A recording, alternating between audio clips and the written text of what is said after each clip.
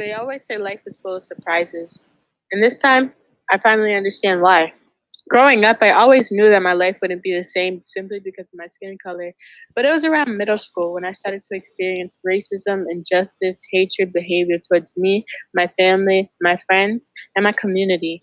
I went to a school in a town where everyone was welcomed.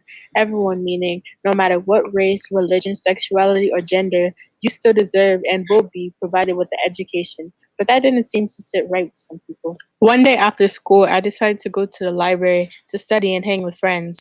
As I was reading, I overheard a conversation going on in the hall next to me. Why does she dress that way? Does her family get embarrassed? They shouldn't allow her in the school. What she's doing is wrong.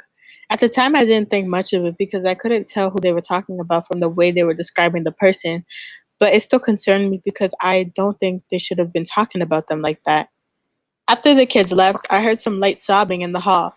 I looked around and it was my friend named Lucy. Lucy is also a girl of color that goes to my school. I always knew her as a tomboy, but I also knew a lot of people who would criticize the way she dressed and tell her she wasn't welcome.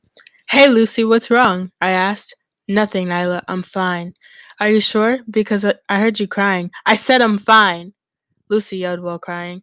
She stormed out of the library. I was going to follow her, but it was getting late and I had to go anyways.